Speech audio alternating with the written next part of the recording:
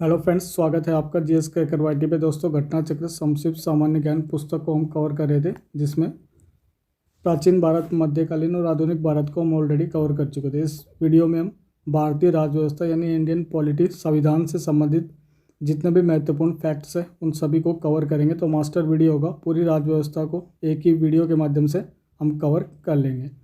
तो page number जो 73 से 95 है, इसमें राज्य व्यवस्था दिया गया है और ये हम देखने वाले हैं। अगर आप किसी भी एग्ज़ाम की तैयारी कर रहे हो तो काफ़ी इंपॉर्टेंट ये वीडियो रहेगा। तो चलिए फिर शुरू करते हैं। शुरू करने से पहले अगर चैनल पे पहली बार आए तो सब्सक्राइब कर लीजिएगा और वीडियो को पूरा एंड तक देखिएगा। मेक श्योर काफ़ी हेल्पफुल आपके लिए रहेगा। दोस्तों, भारतीय राज्य व्यवस्था का प्रारंभ हम भारत के संवैधानिक विकास से करेंगे, जिसमें भारतीय संविधान का निर्माण किस प्रकार हुआ, उससे संबंधित जितने भी महत्वपूर्ण तथ्य हैं उन सभी को हम देखेंगे।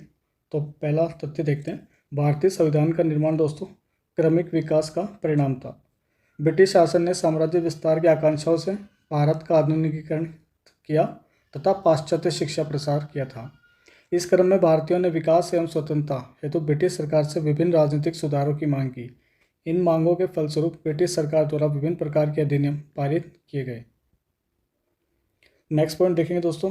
ब्रिटिश सरकार द्वारा पारित विभिन्न अधिनियमों ने भारतीय संविधान के आधार का कार्य किया था।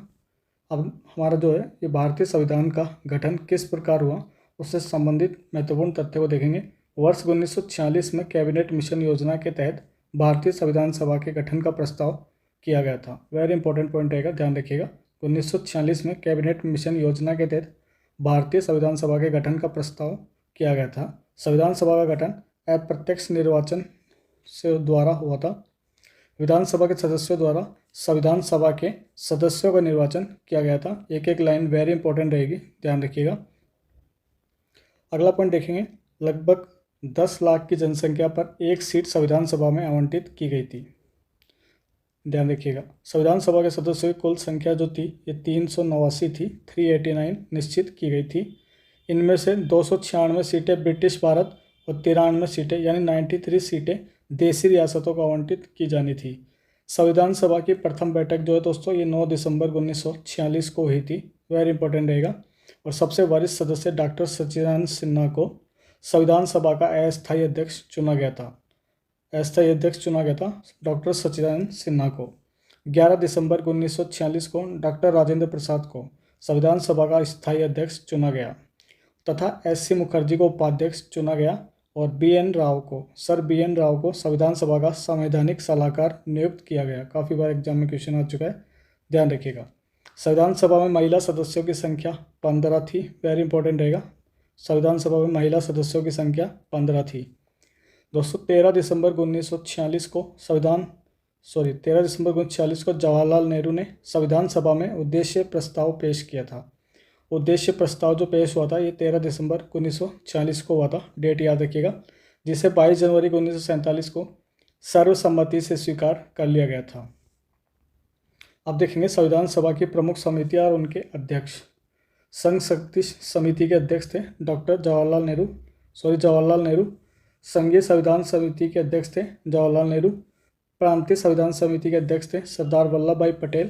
प्रारूप समिति के अध्यक्ष थे भीमराव अम्बेडकर। मौलिक अधिकारों एवं अल्पसंख्यकों संबंधी जो समिति थी इसके अध्यक्ष थे सरदार वल्लभ भाई पटेल। राष्ट्रीय ध्वज संबंधी तदस्थ समिति के अध्यक्ष थे डॉक्टर राजेंद्र प्रसाद।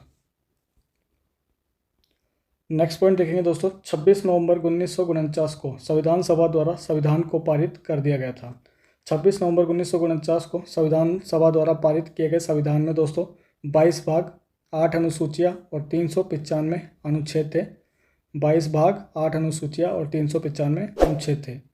वर्तमान में गणना की दृष्टि से भारतीय संविधान में लगभग 465 अनुच्छेद, 25 भाग, 12 अनुसूचियाँ है, ध्यान रखिएगा। संविधान निर्माण में कुल दोस्तों 2 वर्ष 11 माह और 18 दिन का समय लगा था। 2 वर्ष 11 माह 18 दिन। संविधान सभा की अंतिम बैठक जो है ये 24 जनवरी 1950 को हुई थी। वेरी इंपॉर्टेंट रहेगा, ध्यान रखिएगा इन सभी डेट्स को। 24 जनवरी 1950 को संविधान सभा की अंतिम बैठक हुई थी। नेक्स्ट पॉइंट है 26 जनवरी 1950 को भारत का संविधान लागू हुआ। संविधान के लागू होने की तिथि को गणतंत्र दिवस के रूप में मनाया जाता है। 24 जनवरी 1950 को दोस्तों डॉक्टर राजेंद्र प्रसाद को भारत का प्रथम राष्ट्रपति चुना गया। वेरी इंपॉर्टेंट रहेगा ये डेट, ध्यान रखिएगा। संविधान सभा द्वारा 22 जुलाई 1947 को राष्ट्रीय ध्वज और 24 जनवरी 1950 को राष्ट्रीय गीत और राष्ट्रगान को अपनाया गया था। नेक्स्ट पॉइंट देखेंगे दोस्तों, कैबिनेट मिशन योजना के आधार पर भारत के लिए अंतरिम सरकार का गठन किया गया था। नेक्स्ट टॉपिक हमारा संविधान के स्रोत। ब्रिटेन से क्या क्या लिया गया है। संसदीय शासन प्रणाली ली गई है भारतीय संविधान में। एकल नागरिकता का प्रावधान लिया गया है और विधि का शासन लिया गया है, यानी रूल ऑफ लॉ जो है ये लिया गया है ब्रिटेन के संविधान से। संयुक्त राज्य अमेरिका का संविधान दोस्तों दुनिया का पहला लिखित संविधान था और यहाँ से हमने मूल अधिकार लिए हैं, न्यायपालिका की स्वतंत्रता लिए, न्यायिक पुनरावलोकन का सिद्धांत लिया है, उपराष्ट्रपति का पद लिया है, राष्ट्रपति पर महाभियोग की प्रक्रिया ली है, उच्चतम तथा उच्चतम न्यायालयों के न्यायाधीशों का हटाया जाना यानी महाभियोग की जो प्रक्रिया है वो ली गई है। नेक्स्ट देखेंगे हम कनाडा के संविधान से क्या क्या लिया गया है। कनाडा के संविधान से दोस्तों केंद्र द्वारा राज्यपाल की नियुक्ति, संघात्मक व्यवस्था, अवशेष शक्तियों का केंद्र में निहित होना, ये सभी कनाडा के संविधान से लिया गया है। आयरलैंड के संविधान से दोस्तों नीति निर्देशक तत्व यानी DPSP यानी director principle of state policy को लिया गया है। राष्ट्रपति की निर्वाचन पद्धति ली गई है। राष्ट्रपति द्वारा राज्यसभा में मनोनीत सदस्य की प्रक्रिया जो है वह सभी आयरलैंड के संविधान से ली गई है। जर्मनी के संविधान से दोस्तों आपातकाल के दौरान मूल अधिकारों का जो स्थगन होता है वह सभी जर्मनी के संविधान से ली गई है। सोवियत संघ के संविधान से मूल कर्तव्य लिए गए हैं। दक्षिण अफ्रीका के संविधान से जो मुख्य रूप से लिया गया है वह संविधान संशोधन की प्रक्रिया ली गई है और राज्यसभा द्वारा सदस्यों का निर्वाचन किस आधार पर किया जाना है ये दक्षिण अफ्रीका के संविधान से लिया गया है। जापान से जो लिया गया है विधि द्वारा स्थापित क्रिया जो है वह ली गई है। नेक्स्ट हम देखेंगे दोस्तों संविधान के महत्वपूर्ण भाग। भाग 1 का संबंध है संघ और उसके क्षेत्र से और अनुच्छेद 1 से 4 तक इसमें सम्मिलित है। भाग 2 का संबंध है नागरिकता से, अनुच्छेद 5 से 11। भाग 3 का संबंध है मौलिक अधिकारों से और 12 से लेकर 35 तक इसमें प्रावधान किए गए हैं। भाग 4 का संबंध है राज्य के नीति निर्देशक तत्व यानी DPSP से और अनुच्छेद 36 से 51 सम्मिलित है इसमें। भाग 4A इसका संबंध है मूल कर्तव्यों से और 51A जो इसका आर्टिकल है। भाग 5 का संबंध है संघ सरकार से संबंधित उपबंध, इसमें जो 52 से लेकर 151 तक अनुच्छेद सम्मिलित है। भाग 6 में राज्य से संबंधित उपबंध है और 152 से 237 तक अनुच्छेद इसमें सम्मिलित है। भाग 8 संघ राज्य क्षेत्र यानी जो स्टेट यूनियन टेरिटरीज है उनसे संबंधित अनुच्छेद 239 से 242 तक। भाग 9 का संबंध दोस्तों पंचायतों से, अनुच्छेद 243 से 243 तक इसका संबंध है। नेक्स्ट है भाग 9A या 9K, इसका संबंध है नगर पालिकाओं से और अनुच्छेद 243 तय से लेकर 243 या 6 तक। भाग 9B या 9K या 9K का संबंध है सहकारी समितियों से, अनुच्छेद 243 ZS से लेकर अनुच्छेद 243 ZT तक। भाग 11 का संबंध है संघ और राज्यों के बीच संबंध से, अनुच्छेद 245 से 263 तक। भाग 15 इसका संबंध है निर्वाचन से और अनुच्छेद है 324 से 329A तक। भाग 17 इसका संबंध है दोस्तों राजभाषा से, 343 से 351 तक। भाग 18 का संबंध है आपातकालीन उपबंधों से दोस्तों, 352 से 360 तक। भाग 20 इसका संबंध है संविधान में संशोधन या संविधान का संशोधन और अनुच्छेद है 368। संविधान की विभिन्न अनुसूचियाँ और उनके विषय देखेंगे अब। पहली अनुसूची में दोस्तों राज्य व संघ राज्य क्षेत्र के बारे में बताया गया है। दूसरी अनुसूची के अंदर दोस्तों राष्ट्रपति तथा अन्य उच्च पदाधिकारियों के वेतन, भत्ते और पेंशन का प्रावधान है। तीसरी अनुसूची में शपथ या प्रतिज्ञान के प्रारूप दिए गए हैं। चौथी अनुसूची में दोस्तों राज्यसभा में स्थानों का आवंटन किया गया है। पांचवी अनुसूची में दोस्तों अनुसूचित क्षेत्रों और अनुसूचित जनजातियों के प्रशासन और नियंत्रण के बारे में उपबंध किए गए हैं। छठी अनुसूची में असम, मेघालय, त्रिपुरा और मिजोरम राज्य के जनजातीय क्षेत्रों के प्रशासन के संबंध में उपबंध किए गए हैं। नेक्स्ट सूची हम देखेंगे 7वीं अनुसूची। 7वीं अनुसूची में संघ सूची, राज्य सूची और समवर्ती सूची में केंद्र और राज्यों के मध्य शक्तियों का विभाजन किया गया है। ध्यान रखिएगा, संघ, राज्य और समवर्ती सूची में केंद्र एवं राज्यों के मध्य शक्तियों का विभाजन जो मिलता है वह 7वीं अनुसूची में किया गया है। 8वीं अनुसूची में सभी 22 भाषाओं का उल्लेख किया गया है। 9वीं अनुसूची में दोस्तों कुछ अधिनियमों और विनियमों का विधि मान्यकरण किया गया है। 10वीं अनुसूची में दल परिवर्तन के आधार पर अयोग्यता यानी दल बदल का जो कानून बना है उससे संबंधित जो प्रावधान है ये 10वीं अनुसूची में सम्मिलित है। 11वीं अनुसूची में पंचायतों से संबंधित प्रावधान दिए गए हैं और 12वीं अनुसूची में नगर पालिकाओं से संबंधित उपबंध दिए गए हैं। ध्यान रखिएगा। नेक्स्ट हम देखेंगे संविधान की प्रस्तावना। इसे ध्यान से देख लीजिएगा, काफ़ी बार इससे क्वेश्चन डायरेक्ट बनते हैं, तो इसे हम एक बार लाइन से पढ़ेंगे। हम भारत के लोग भारत को एक संपूर्ण प्रभुत्व संपन्न समाजवादी पंथ निरपेक्ष लोकतंत्रात्मक गणराज्य बनाने के लिए तथा उसके समस्त नागरिकों को सामाजिक, आर्थिक और राजनीतिक न्याय, विचार, अभिव्यक्ति, विश्वास, धर्म और उपासना की स्वतंत्रता, प्रतिष्ठा और अवसर की समता प्राप्त कराने के लिए तथा उन सब में व्यक्ति की गरिमा और राष्ट्र की एकता और अखंडता सुनिश्चित करने वाली बंधुता बढ़ाने के लिए दृढ़ संकल्प होकर अपनी इस संविधान सभा में आज 26 नवंबर 1949 को और मिति मार्क्सिस्ट शुक्ल सप्तमी संवत 2006 विक्रमी को एतद द्वारा इस संविधान को अंगीकृत, अधिनियमित और आत्मार्पित करते हैं। अगला पॉइंट है भारतीय संविधान की प्रस्तावना को दोस्तों संविधान की आत्मा कहा जाता है। अब तक प्रस्तावना को मात्र एक बार संशोधित किया गया है, 42वां संविधान संशोधन 1976 के द्वारा। नेक्स्ट पॉइंट देखेंगे भारत संघ और उसके राज्य क्षेत्र। भारतीय संविधान के भाग 1 के अनुच्छेद 1 से 4 तक भारतीय संघ और उसके राज्य क्षेत्र का उल्लेख किया गया है। भारत को राज्यों का संघ यानी यूनियन ऑफ स्टेट्स घोषित किया गया है। वर्तमान में भारत में 28 राज्य और 8 संघ शासित प्रदेश हैं। अनुच्छेद 1 के तहत संघ का नाम यानी इंडिया, डेट इज भारत तथा राज्य क्षेत्र का उल्लेख किया गया है। ध्यान रखिएगा।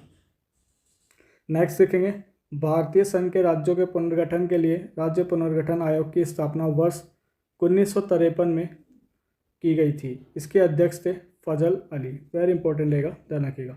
श्री रामुलु की मृत्यु के पश्चात 1 अक्टूबर 1953 को भाषा के आधार पर प्रथम राज्य आंध्र प्रदेश का गठन किया गया था। राज्य पुनर्गठन अधिनियम 1956 के द्वारा भारत संघ में क्षेत्रीय परिषदों की स्थापना की गई थी। भारत में 5 क्षेत्रीय परिषदें हैं। केंद्रीय गृह मंत्री इन परिषदों का अध्यक्ष होता है। ध्यान रखिएगा। भारत की क्षेत्रीय परिषदें देख लेते हैं एक बार। उत्तरी क्षेत्रीय परिषद, इसका मुख्यालय है नई दिल्ली और सम्मिलित राज्य और केंद्र शासित प्रदेश है पंजाब, हरियाणा, हिमाचल प्रदेश, राजस्थान, दिल्ली, चंडीगढ़ तथा जम्मू कश्मीर। दक्षिणी क्षेत्रीय परिषद का मुख्यालय है चेन्नई में। केरल, तमिलनाडु, कर्नाटक, आंध्र प्रदेश तथा पुडुचेरी इसमें सम्मिलित है। पूर्वी क्षेत्रीय परिषद का मुख्यालय है कोलकाता में। बिहार, ओडिशा, पश्चिम बंगाल और झारखंड इसमें सम्मिलित है। नेक्स्ट हम देखेंगे पश्चिमी क्षेत्रीय परिषद। पश्चिमी क्षेत्रीय परिषद का मुख्यालय दोस्तों मुंबई में है। महाराष्ट्र, गोवा, गुजरात, दमन और दीव तथा दादर एवं नगर हवेली इसमें सम्मिलित है। मध्यवर्ती क्षेत्रीय परिषद का मुख्यालय है प्रयागराज, जिसमें उत्तर प्रदेश, मध्य प्रदेश, उत्तराखंड तथा छत्तीसगढ़ आते हैं। पूर्वोत्तर राज्य अर्थात असम, अरुणाचल, मणिपुर, त्रिपुरा, मिजोरम, मेघालय और नागालैंड को क्षेत्रीय परिषदों में शामिल नहीं किया गया है। इनकी समस्याओं को पूर्वोत्तर परिषद अधिनियम 1971 के तहत गठित जो पूर्वोत्तर परिषद द्वारा हल किया जाता है। ध्यान रखिएगा। भारत में नए राज्यों का गठन, काफ़ी बार इनसे क्वेश्चन आता है, ध्यान रखिएगा। आंध्र प्रदेश का गठन 1 अक्टूबर 1953 को किया गया था। गुजरात और महाराष्ट्र का गठन 1 मई 1960 को। नागालैंड का गठन दोस्तों 1 दिसंबर 1963 को। हरियाणा का गठन 1 नवंबर 1966 को। हिमाचल प्रदेश का 25 जनवरी 1971 को। मणिपुर, मेघालय और त्रिपुरा का 21 जनवरी 1972 को किया गया था।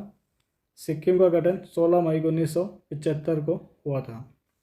मिजोरम और अरुणाचल प्रदेश का गठन दोस्तों 20 फरवरी 1987 यानी 20 फरवरी 1987 को किया गया था। नेक्स्ट है गोवा का गठन जो है दोस्तों ये 30 मई 1987 को हुआ था। छत्तीसगढ़ का गठन जो है ये 1 नवंबर सन 2000 को। उत्तराखंड का गठन हुआ था 9 नवंबर 2000 को। झारखंड का गठन हुआ था 15 नवंबर सन 2000 को। और तेलंगाना का गठन हुआ था 2 जून 2014 को।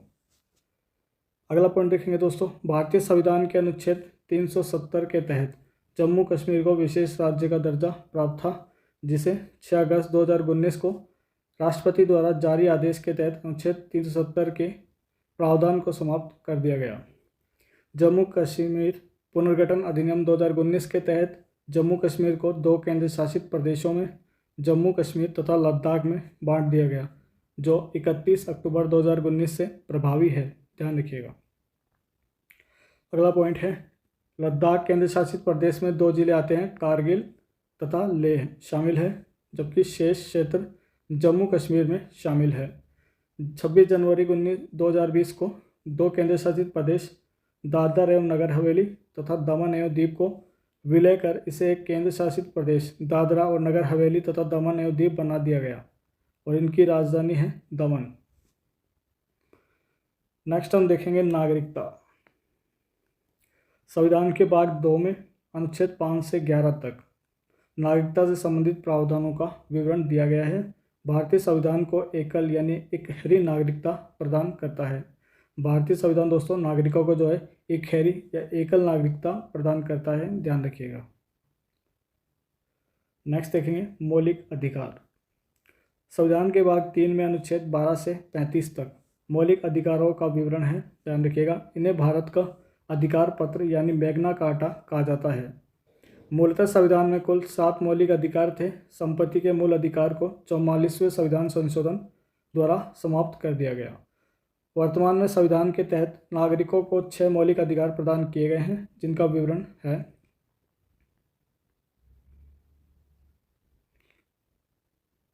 पहला मौलिक अधिकार देखेंगे समानता का अधिकार, अनुच्छेद 14 से 18 तक। अनुच्छेद 14 देखेंगे विधि के समक्ष समानता, यानी राज्य भारत के राज्य क्षेत्र में किसी व्यक्ति को विधि के समक्ष समता या विधियों के समान संरक्षण से वंचित नहीं करेगा या नहीं कर सकता। अनुच्छेद 15 कहता है धर्म, मूल वंश, जाति, लिंग या जन्म स्थान के आधार पर विभेद का निषेध, यानी राज्य किसी भी नागरिक के विरुद्ध केवल धर्म, मूल वंश, जाति, लिंग, जन्म स्थान अथवा इनमें से किसी के आधार पर भेदभाव नहीं करेगा। अन्य आधारों पर भेदभाव किया जा सकता है, ध्यान रखिएगा। नेक्स्ट है अनुच्छेद 16। अनुच्छेद 16 कहता है लोक नियोजन के विषय में अवसर की समानता। राज्य के अधीन किसी पद पर नियोजन अथवा नियुक्ति से संबंधित विषयों में सभी नागरिकों को समान अवसर प्रदान किए जाएंगे, ध्यान रखिएगा। अनुच्छेद 17 अस्पृश्यता का अंत। अस्पृश्यता का किसी भी रूप में आचरण करना विधि के अनुसार दंडनीय अपराध घोषित किया गया है। अनुच्छेद 18 है उपाधियों का अंत। उपाधियों का अंत। सेना अथवा विद्या संबंधी सम्मान के अतिरिक्त कोई भी उपाधि राज्य द्वारा प्रदान नहीं की जाएगी।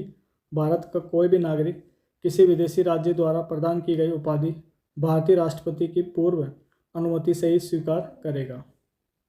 नेक्स्ट हम देखेंगे स्वतंत्रता का अधिकार, अनुच्छेद 19 से 22 तक। अनुच्छेद 19 क्या कहता है दोस्तों, वाक स्वतंत्र आदि विषयक कुछ अधिकारों का संरक्षण। वर्तमान में अनुच्छेद 19(1) के तहत 6 प्रकार की स्वतंत्रता का अधिकार प्राप्त है। अनुच्छेद 19(1)(a) या अनुच्छेद 19(1) के वाक और अभिव्यक्ति की स्वतंत्रता, यानी बोलने की स्वतंत्रता। अनुच्छेद 19(1) है शांतिपूर्ण बिना हथियारों के सम्मेलन की स्वतंत्रता। नेक्स्ट है अनुच्छेद 19(1) या 19(1)(c) संघ या समिति बनाने की स्वतंत्रता। अनुच्छेद 19(1) या 19(1)(d) भारत के राज्य क्षेत्र में बिना बाधा के घूमने की स्वतंत्रता। अनुच्छेद 19(1)(d) भारत के राज्य क्षेत्र के किसी भी भाग में निवास करने, बस जाने की स्वतंत्रता। अनुच्छेद है 19(1)(6) जीविका चलाने के लिए कोई भी व्यवसाय, उपजीविका, व्यापार करने की स्वतंत्रता। अनुच्छेद 20 अपराधों के लिए दोष सिद्धि के संबंध में संरक्षण। इसके अंतर्गत 3 प्रकार की स्वतंत्रताओं का वर्णन किया गया है। पहली है किसी व्यक्ति को अपराध के लिए दोषी तभी माना जाएगा जब वह किसी प्रवर्त विधि यानी उस समय लागू कानून का अतिक्रमण करेगा। किसी व्यक्ति को एक ही अपराध के लिए एक बार से अधिक दंड नहीं दिया जाएगा। किसी व्यक्ति को स्वयं के विरुद्ध गवाही देने के लिए बाध्य नहीं किया जाएगा। नेक्स्ट देखेंगे हम अनुच्छेद 21। अनुच्छेद 21 कहता है प्राण एवं दैहिक स्वतंत्रता का संरक्षण। किसी व्यक्ति को विधि द्वारा स्थापित प्रक्रिया के अतिरिक्त उसके प्राण या दैहिक स्वतंत्रता के अधिकार से वंचित नहीं किया जाएगा। अनुच्छेद 21 या अनुच्छेद 21A कहता है शिक्षा का अधिकार राज्य द्वारा 6 से 14 वर्ष की आयु वर्ग के सभी बच्चों को निःशुल्क एवं अनिवार्य शिक्षा उपलब्ध कराई जाएगी। नेक्स्ट है अनुच्छेद 22। अनुच्छेद 22 में दोस्तों कुछ दशाओं में गिरफ्तारी और निरोध से संरक्षण संबंधी उपाय दिए गए हैं। किसी गिरफ्तार व्यक्ति को दोस्तों ये अधिकार प्राप्त है, उसे गिरफ्तारी के कारणों से अवगत कराया जाएगा। उसे 24 घंटे के अंदर यात्रा के समय को छोड़कर निकटतम दंडाधिकारी यानी मजिस्ट्रेट के समक्ष पेश किया जाएगा। यानी 24 घंटे में किसी न किसी मजिस्ट्रेट के सामने पेश करना अनिवार्य है। उसे अपने विधि व्यवसायी यानी वकील से परामर्श करने तथा बचाव करने का अधिकार प्राप्त होगा। अगला हम देखेंगे शोषण के विरुद्ध अधिकार, अनुच्छेद 23 से 24। अनुच्छेद 23 के तहत मानव के दुर्व्यापार और बलात् श्रम को प्रतिबंधित किया गया है। अनुच्छेद 24 में कारखानों, खान अथवा जोखिम वाले कार्यों में 14 वर्ष से कम आयु के वर्ग के बच्चों को नियोजन का प्रतिबंध किया गया है या प्रतिषेध किया गया है। अगला मौलिक अधिकार है धर्म की स्वतंत्रता का अधिकार, अनुच्छेद 25 से 28 तक। अनुच्छेद 25 के तहत अंतःकरण की और धर्म के अबाध रूप से मान्य आचरण और प्रचार करने की स्वतंत्रता प्रदान की गई है। अनुच्छेद 26 कहता है दोस्तों, अनुच्छेद 26 के तहत धार्मिक कार्यों के प्रबंध की स्वतंत्रता दी गई है। अनुच्छेद 27 के तहत किसी विशिष्ट धर्म की अभिवृद्धि के लिए करों के समुदाय के बारे में स्वतंत्रता प्राप्त है। अनुच्छेद 28 के तहत कुछ शिक्षण संस्थाओं में धार्मिक शिक्षा या धार्मिक उपासना में उपस्थित होने के बारे में स्वतंत्रता प्रदान की गई है। नेक्स्ट है संस्कृति और शिक्षा संबंधी अधिकार, अनुच्छेद 29 और 30। अनुच्छेद 29 में अल्पसंख्यक वर्गों के हितों का संरक्षण सुरक्षा संबंधी अधिकार उल्लेखित किया गया है। अनुच्छेद 30 में दोस्तों शिक्षण संस्थानों की स्थापना और प्रशासन करने का अल्पसंख्यक वर्गों का अधिकार प्रदान किया गया है। नेक्स्ट हम देखेंगे वेरी इंपॉर्टेंट और सबसे ज़्यादा इंपॉर्टेंट जो है संवैधानिक उपचारों का अधिकार, अनुच्छेद 32। मौलिक अधिकारों को परिवर्तित करवाने हेतु संविधान के अनुच्छेद 32 के तहत सर्वोच्च न्यायालय को 5 तरह की रिट, निर्देश या आदेश जारी करने की शक्ति प्रदान की गई है। ये रिट इस प्रकार है: बंदी प्रत्यक्षीकरण जिसे हेबस कॉर्पस के नाम से जाना जाता है, परमादेश मैंडेमस के नाम से जाना जाता है, प्रतिषेध प्रोहिबिशन और उत्प्रेषण सिटोरेरी और अधिकार प्रच्छा जिसे क्यो वारंटो के नाम से जाना जाता है। फिर से देख लीजिए, बंदी प्रत्यक्षीकरण, परमादेश, प्रतिषेध, उत्प्रेषण और अधिकार प्रच्छा।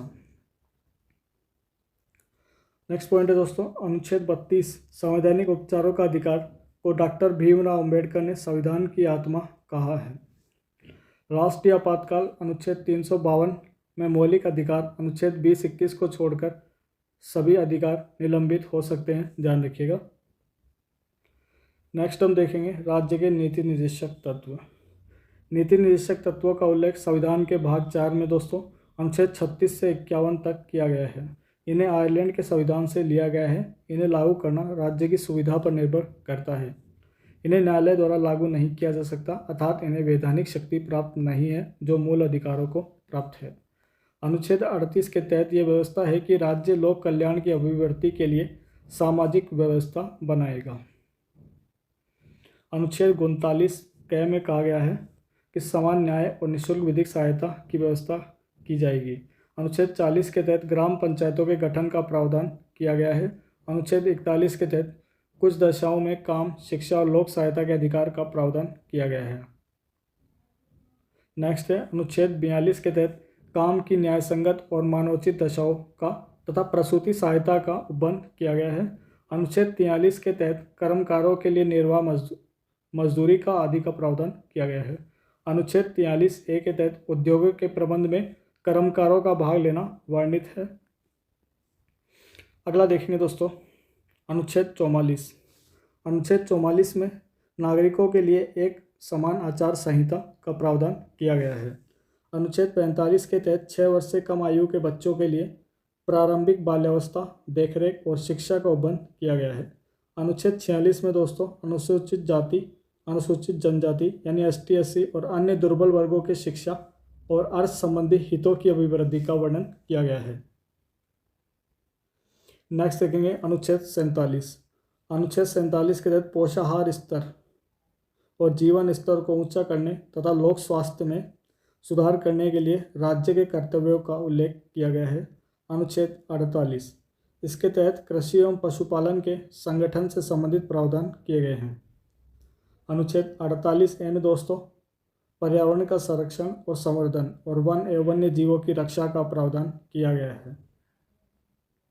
नेक्स्ट देखेंगे अनुच्छेद 49 या अनुच्छेद 49 के तहत दोस्तों राष्ट्रीय महत्व के स्मारकों, स्थानों और वस्तुओं के संरक्षण का प्रावधान है। अनुच्छेद 50 के तहत कार्यपालिका एवं न्यायपालिका के पृथक्करण का प्रावधान है। अनुच्छेद 51 में दोस्तों अंतर्राष्ट्रीय शांति और सुरक्षा की अभिवृद्धि संबंधी प्रावधान किए गए हैं। नेक्स्ट टॉपिक है दोस्तों अपना मौलिक कर्तव्य। मौलिक कर्तव्यों का प्रावधान भाग 4 के अनुच्छेद 51 के में किया गया है। 42वें संविधान संशोधन 1976 द्वारा मौलिक कर्तव्यों को संविधान में शामिल किया गया था। इसको यानी मौलिक कर्तव्यों को स्वर्ण सिंह समिति की सिफारिश के आधार पर संविधान में शामिल किया गया था। ध्यान रखिएगा, स्वर्ण सिंह समिति की सिफारिश के आधार पर संविधान में शामिल किया गया था। मौलिक कर्तव्यों को दोस्तों सोवियत संघ के संविधान से प्रेरित है या लिया गया है, ध्यान रखिएगा। मौलिक कर्तव्यों की सूची को देखेंगे।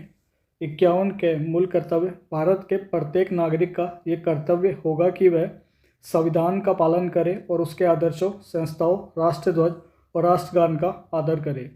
स्वतंत्रता के लिए हमारे राष्ट्रीय आंदोलन को प्रेरित करने वाले उच्च आदर्शों को हृदय में संजोए रखे और उसका पालन करे।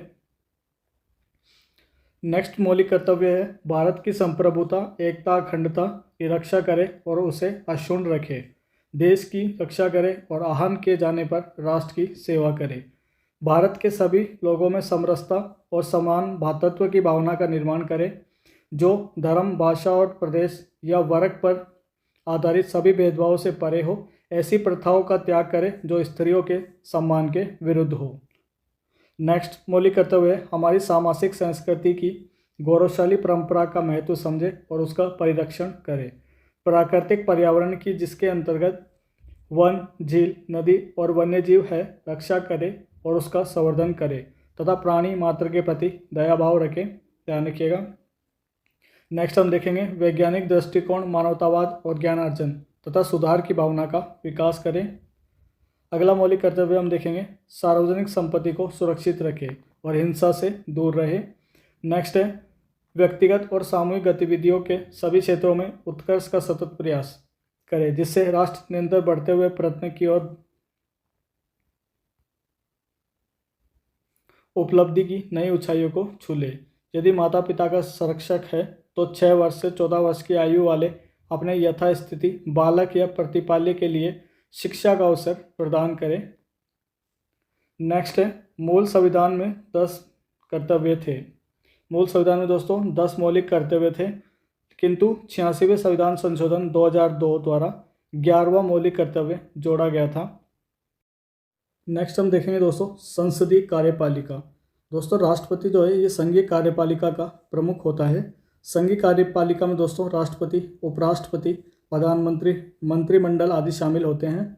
भारत में संसदीय शासन प्रणाली को अपनाए जाने के कारण राष्ट्रपति कार्यपालिका का नाम मात्र का प्रमुख होता है, जबकि वास्तविक शक्ति प्रधानमंत्री और उसके मंत्रिमंडल में निहित होती है। भारतीय संविधान के भाग 5 के अंतर्गत अनुच्छेद 72 से लेकर अनुच्छेद 52 से लेकर 78 तक संघीय कार्यपालिका का वर्णन किया गया है, जिसमें पहला है राष्ट्रपति। राष्ट्रपति से संबंधित जो महत्वपूर्ण तथ्य हैं उन्हें देखेंगे।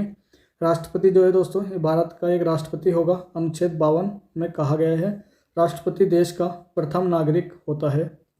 अनुच्छेद 53(1) के अनुसार संघ की कार्यपालिका शक्ति जो है ये राष्ट्रपति में निहित होती है और वह इसका प्रयोग स्वयं या अपने अधीनस्थ अधिकारियों के द्वारा करता है, यानी प्रधानमंत्री और मंत्रिमंडल के द्वारा करता है। राष्ट्रपति से संबंधित जो योग्यताएं हैं, अनुच्छेद 58 में राष्ट्रपति की योग्यताओं का विवरण दिया गया है। पहली योग्यता है कि वह भारत का नागरिक हो, 35 वर्ष की आयु पूरी कर चुका हो तथा लोकसभा का सदस्य निर्वाचित होने की योग्यता रखता हो। ध्यान रखिएगा, तीसरी वाली, लोकसभा का सदस्य निर्वाचित होने की योग्यता रखता हो। नेक्स्ट है, चुनाव के समय लाभ का पद धारण न करता हो।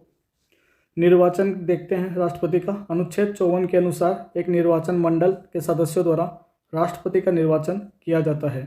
निर्वाचन मंडल में दोस्तों लोकसभा, राज्यसभा और राज्यों तथा यथास्थिति संघ राज्यों की विधान सभाओं को निर्वाचित सदस्य शामिल होते हैं। ध्यान रखिएगा, निर्वाचित सदस्य शामिल होते हैं। नेक्स्ट देखेंगे, अनुच्छेद 55 के अनुसार राष्ट्रपति का निर्वाचन जो है अनुपातिक प्रतिनिधित्व के अनुसार एकल संक्रमणीय मत और गुप्त मतदान के द्वारा होता है। वेरी इंपॉर्टेंट रहेगा, अनुपातिक प्रतिनिधित्व के द्वारा राष्ट्रपति का निर्वाचन होता है, जिसमें एकल संक्रमणीय और गुप्त मतदान के द्वारा किया जाता है। पदावधि राष्ट्रपति की होती है। अनुच्छेद 56 के अनुसार या अनुच्छेद 56 के तहत जो है राष्ट्रपति की पदावधि 5 वर्ष है। हालांकि कार्यकाल की समाप्ति के बाद भी अपने उत्तराधिकार के आने तक वह पद पर बना रहता है, यानी जब तक दूसरा राष्ट्रपति पद ग्रहण नहीं कर लेता या राष्ट्रपति के निर्वाचन नहीं हो जाता तब तक वह उसी पद पर बना रहता है। नेक्स्ट पॉइंट देखेंगे, राष्ट्रपति जो है दोस्तों उपराष्ट्रपति को संबोधित कर अपने हस्ताक्षर सहित लेख द्वारा अपना पद त्याग सकता है। ध्यान रखिएगा, राष्ट्रपति उपराष्ट्रपति को संबोधित कर अपना हस्ताक्षर सहित पद त्याग कर सकता है। शपथ राष्ट्रपति की देखेंगे। अनुच्छेद 60 के अनुसार सर्वोच्च न्यायालय के मुख्य न्यायाधीश या उसकी अनुपस्थिति में सर्वोच्च न्यायालय के वरिष्ठतम न्यायाधीश द्वारा राष्ट्रपति को पद एवं गोपनीयता की शपथ दिलाई जाती है। शपथ का जो प्रारूप है वह है पद एवं गोपनीयता की शपथ दिलाई जाती है। काफ़ी बार एग्जाम में आ चुका है, ध्यान रखिएगा। वेतन राष्ट्रपति का देखेंगे। राष्ट्रपति का मासिक वेतन जो होता है ये 5 लाख रुपए होता है। महाभियोग की प्रक्रिया यानी राष्ट्रपति को हटाए जाने की प्रक्रिया देखेंगे। अनुच्छेद 61(1) के तहत राष्ट्रपति पर संविधान के अतिक्रमण के आधार पर महाभियोग लगाया जा सकता है।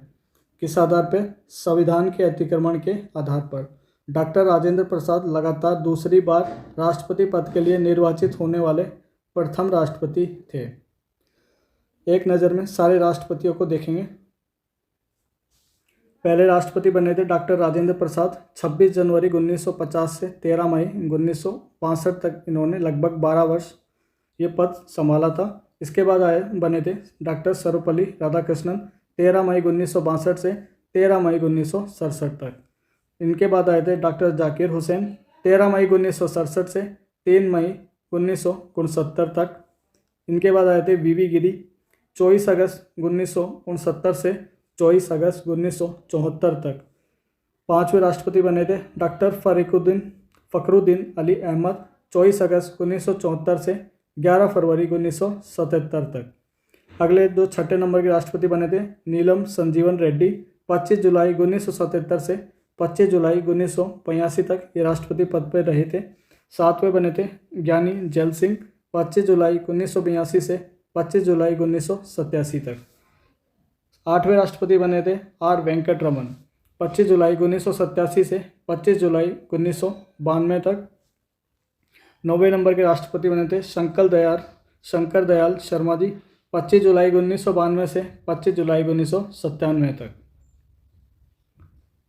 नेक्स्ट बने थे KR नारायणन, यानी 10वें नंबर के राष्ट्रपति बने थे KR नारायणन, 25 जुलाई 1997 से 25 जुलाई 2002 तक।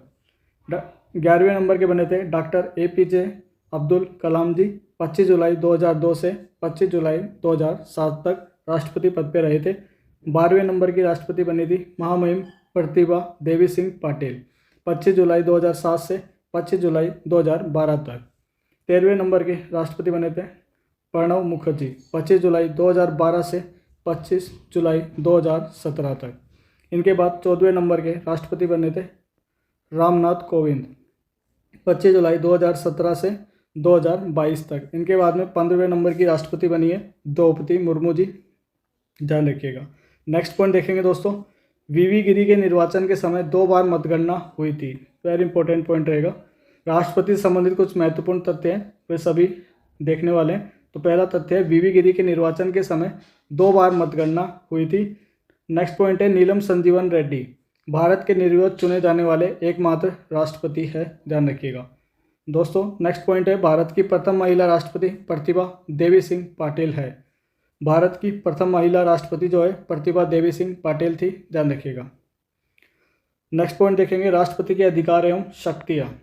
विधायी शक्तियाँ देखते हैं। राष्ट्रपति को निम्नलिखित विधायी शक्ति प्राप्त है। फर्स्ट पॉइंट है संसद के सत्र को बुलाने, सत्रावसान करने तथा लोकसभा को भंग करने संबंधी अधिकार। प्रत्येक नए चुनाव के बाद और प्रत्येक वर्ष संसद के प्रथम अधिवेशन को संबोधित करने का अधिकार, सदनों की संयुक्त बैठक बुलाने का अधिकार दिया गया है। नेक्स्ट पॉइंट देखेंगे संसद द्वारा पारित विधेयक राष्ट्रपति के अनुमोदन पर ही कानून बनता है, ध्यान रखिएगा। राष्ट्रपति कला, विज्ञान, साहित्य और समाज सेवा में विशेष अनुभव एवं ज्ञान रखने वाले व्यक्तियों में से 12 सदस्यों को राज्यसभा में मनोनीत करता है। अनुच्छेद 80 में ये प्रावधान दिया गया है, ध्यान रखिएगा। अध्यादेश की शक्ति।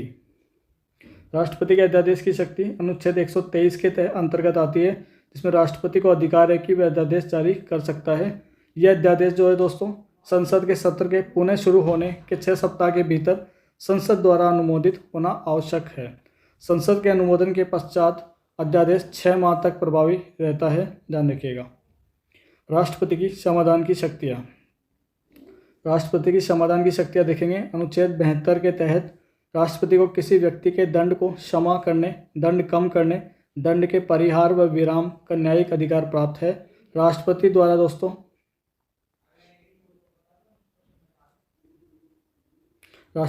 दोस्तों क्षमादान याचिका रद्द करने का वही याचिका दूसरी बार नहीं दाखिल की जा सकता। नेक्स्ट देखेंगे आपातकालीन प्रावधान। राष्ट्रपति को 3 प्रकार के आपातकाल घोषित करने का अधिकार है। पहला है राष्ट्रीय आपातकाल, जो अनुच्छेद 352 के तहत किया जाता है, युद्ध या बाहरी आक्रमण या सशस्त्र विद्रोह की स्थिति में। दूसरा आपातकाल है राष्ट्रपति शासन के नाम से जिसे जाना जाता है, राज्यों में संवैधानिक तंत्र की विफल स्थिति होने के कारण, अनुच्छेद 356 के आधार पर। तीसरा है वित्तीय आपातकाल, वित्तीय या स्थायित्व या प्रत्यक्ष के संकट की स्थिति में, यानी क्रेडिट के संकट की स्थिति में अनुच्छेद 360 के आधार पर जो वित्तीय आपातकाल लगाया जाता है, ध्यान रखिएगा। पहली बार दोस्तों राष्ट्रीय आपातकाल की घोषणा अक्टूबर 1962 में की गई थी, भारत चीन युद्ध के समय। नेक्स्ट पॉइंट है दोस्तों द्वितीय राष्ट्रीय आपातकाल की घोषणा दिसंबर 1971 में भारत पाकिस्तान युद्ध के समय हुई थी। तीसरे राष्ट्रीय आपातकाल की घोषणा जून 1975 में हुई थी। नेक्स्ट देखेंगे हम परामर्श की शक्ति। अनुच्छेद 143 के तहत राष्ट्रपति किसी सार्वजनिक महत्व के विषय पर सर्वोच्च न्यायालय से परामर्श ले सकता है, परंतु परामर्श मानने के लिए बाध्य नहीं है, ध्यान रखिएगा। अब अगला पॉइंट है उपराष्ट्रपति को देखेंगे। अनुच्छेद 63 के अनुसार भारत का एक उपराष्ट्रपति होगा। और निर्वाचन प्रणाली देखते हैं उपराष्ट्रपति की। अनुच्छेद 66 के अनुसार दोस्तों उपराष्ट्रपति को संसद के दोनों सदनों के निर्वाचित और मनोनीत सदस्यों के निर्वाचक मंडल द्वारा चुना जाता है, ध्यान रखिएगा।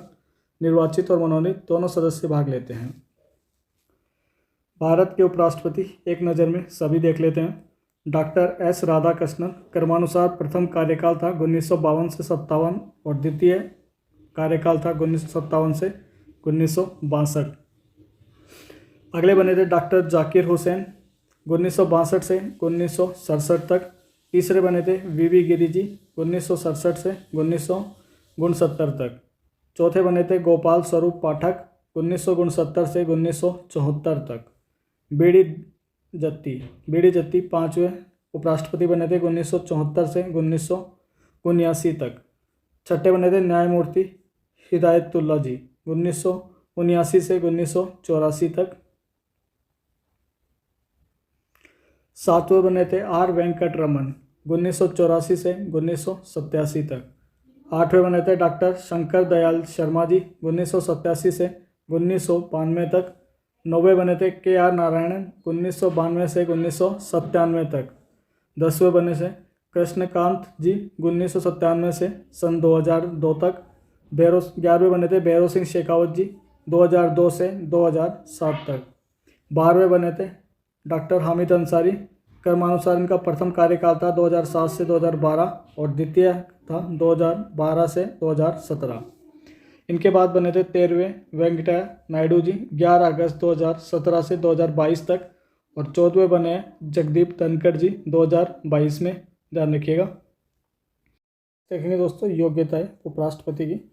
उपराष्ट्रपति पद के लिए व्यक्ति को भारत का नागरिक होना चाहिए तथा 35 वर्ष की आयु का होना चाहिए। इसके साथ वह राज्यसभा का सदस्य बनने की योग्यता रखता हो तथा किसी लाभ के पद पर न हो। ये सभी योग्यताएं चाहिए उपराष्ट्रपति बनने के लिए। पदावधि देखेंगे। अनुच्छेद 167 के अनुसार उपराष्ट्रपति की पदावधि सामान्यतः 5 वर्ष की होती है। नोट है, उपराष्ट्रपति राज्यसभा का पदेन सभापति होता है परंतु वह राज्यसभा का सदस्य नहीं होता है। अगला टॉपिक है प्रधानमंत्री एवं मंत्री परिषद। अनुच्छेद 74 के अनुसार राष्ट्रपति की सहायता और सलाह देने के लिए मंत्री परिषद होगी जिसका प्रधान होता है प्रधानमंत्री। राष्ट्रपति अपने कृत्यों का प्रयोग करने में इसकी सलाह के अनुसार यानी प्रधानमंत्री की सलाह के अनुसार कार्य करेगा। प्रधानमंत्री की नियुक्ति राष्ट्रपति करता है दोस्तों और मंत्रियों की नियुक्ति राष्ट्रपति प्रधानमंत्री की सलाह पर करता है। नेक्स्ट है मंत्री जो होते हैं ये राष्ट्रपति के प्रसाद पर्यंत अपना पद धारण करते हैं। अनुच्छेद 75(3) के अनुसार दोस्तों मंत्रिपरिषद सामूहिक रूप से लोकसभा के प्रति उत्तरदायी होती है। यदि लोकसभा में मंत्रिपरिषद के खिलाफ अविश्वास प्रस्ताव पारित हो जाता है तो संपूर्ण मंत्रिपरिषद को त्यागपत्र देना पड़ता है, ध्यान रखिएगा। अब एक लाइन से सारे भारत के प्रधानमंत्री देखेंगे। पहले प्रधानमंत्री थे जवाहरलाल नेहरू और इन्होंने 15 अगस्त 1947 से 27 मई 1964 तक प्रधानमंत्री का पद संभाला था। सेकंड थे गुलजारी लाल नंदा, 27 मई 1964 से 9 जून 1964 तक कार्यवाहक प्रधानमंत्री रहे थे। तीसरे थे लाल बहादुर शास्त्री जी, 9 जून 1964 से 11 जनवरी 1966 तक इन्होंने पदभार संभाला था। फिर से चौथे बने थे गुलजारी लाल नंदा, 11 जनवरी 1966 से 24 जनवरी 1966 तक कार्यवाहक प्रधानमंत्री। पाँचवें बने थे इंदिरा गांधी बनी थी, 24 जनवरी 1966 से 24 मार्च 1977 तक। छठे बने थे मोरारजी देसाई जी, 24 मार्च 1977 से 28 जुलाई 1979 तक। सातवें बने थे चरण सिंह जी, 28 जुलाई 1979 से 14 जनवरी 1980 तक। आठवीं बनी थी फिर से इंदिरा गांधी जी, 14 जनवरी 1980 से 13 अक्टूबर 1984 तक। नौवें बने थे राजीव गांधी, 31 अक्टूबर 1984 से 2 दिसंबर 1989 तक। 10वें बने थे विश्वनाथ प्रताप सिंह, 2 दिसंबर 1989 से 10 नवंबर 1990 तक। 11वें बने थे चंद्रशेखर जी, 10 नवंबर 1990 से 21 जून 1991 तक।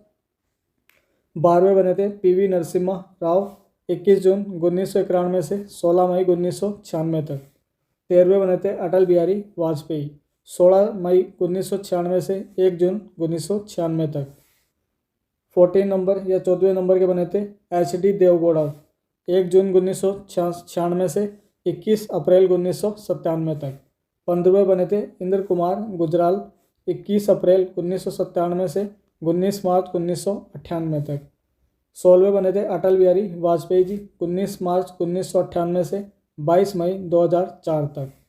17वें बने थे मनमोहन सिंह, 22 मई 2004 से 26 मई 2014 तक।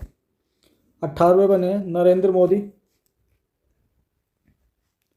26 मई 2014 से अभी तक यानी 2022 तक जो है नरेंद्र मोदी है।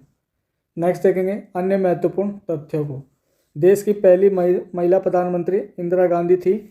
मोरारजी देसाई सबसे अधिक उम्र में तथा राजीव गांधी सबसे कम उम्र में प्रधानमंत्री बने थे। वेरी इंपॉर्टेंट पॉइंट है, ध्यान रखिएगा। नेक्स्ट है अब तक 6 प्रधानमंत्री ऐसे हुए हैं जो प्रधानमंत्री बनने से पूर्व मुख्यमंत्री भी रहे हैं। मोरारजी देसाई, चौधरी चरण सिंह, वीपी सिंह, पीवी नरसिम्हा राव जी और HD देवगौड़ा और नरेंद्र मोदी। नेक्स्ट टॉपिक है संसद। संविधान के भाग 5 के अंतर्गत अनुच्छेद 79 से 122 तक संसद के गठन, संरचना, प्रक्रिया व शक्ति आदि का वर्णन किया गया है। नेक्स्ट पॉइंट देखेंगे। अनुच्छेद 79 के अनुसार दोस्तों भारत की संसद राष्ट्रपति, राज्यसभा तथा लोकसभा से मिलकर बनती है।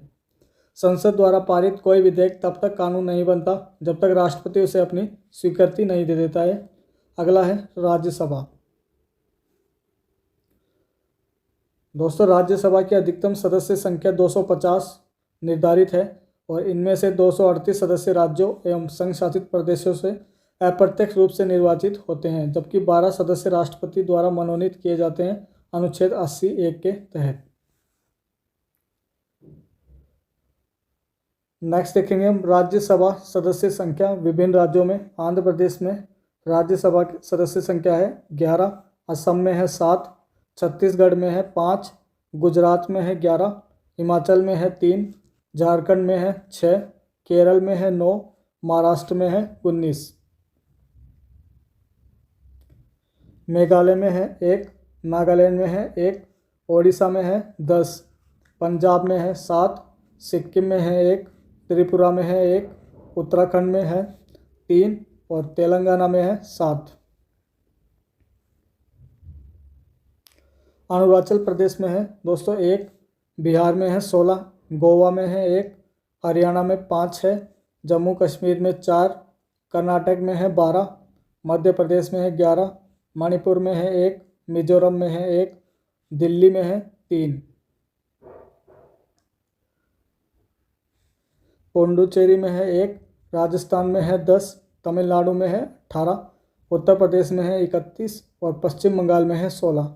काफ़ी बार इनसे क्वेश्चन आ जाते हैं किस राज्य में कितनी राज्यसभा की सीटें हैं, तो इन सभी को 1 से 2 बार रीड कर लीजिएगा ताकि ये आपको याद हो सके। नेक्स्ट पॉइंट है दोस्तों राज्यसभा की सदस्यता के लिए न्यूनतम आयु सीमा है 30 वर्ष। राज्यसभा एक स्थायी सदन है जो कभी भंग नहीं होता है। राज्यसभा के सदस्यों का कार्यकाल 6 वर्षों का होता है और प्रत्येक 2 वर्ष पर इसके 1/3 सदस्य सेवानिवृत्त हो जाते हैं अनुच्छेद 83(1) के अनुसार, ध्यान रखिएगा। नेक्स्ट है राज्यसभा की विशेष शक्तियाँ। अखिल भारतीय सेवा के सृजन का अधिकार मात्र राज्यसभा को प्राप्त है। राज्यसभा अनुच्छेद 312 के अंतर्गत 2/3 बहुमत द्वारा अखिल भारतीय सेवा का सृजन कर सकती है। वेरी इंपॉर्टेंट पॉइंट रहेगा, ध्यान रखिएगा। नेक्स्ट पॉइंट है राज्यसभा दोस्तों संविधान के अनुच्छेद 249 के तहत राज्य सूची के किसी विषय पर राष्ट्रीय महत्व का घोषित कर सकती है। नेक्स्ट पॉइंट है राज्यसभा का गठन 3 अप्रैल 1952 को किया गया था तथा इसकी पहली बैठक हुई थी 13 मई 1952 को। नेक्स्ट हम देखेंगे लोकसभा। लोकसभा संसद का निम्न सदन होता है तथा इसकी अधिकतम संख्या है 530 + 20 निर्धारित की गई है। नेक्स्ट है वर्तमान में लोकसभा सदस्यों की संख्या 543 है तथा इसमें से 524 राज्यों से तथा 19 केंद्र शासित प्रदेशों से प्रत्यक्ष रूप से निर्वाचित होते हैं। अब देखेंगे लोकसभा सदस्य संख्या विभिन्न राज्य एवं केंद्र शासित प्रदेशों में। आंध्र प्रदेश में है 25, असम में है 14, छत्तीसगढ़ में है 11, गोवा में है 2, हरियाणा में है 10, जम्मू कश्मीर में है 5, कर्नाटक में है 28, महाराष्ट्र में है 48।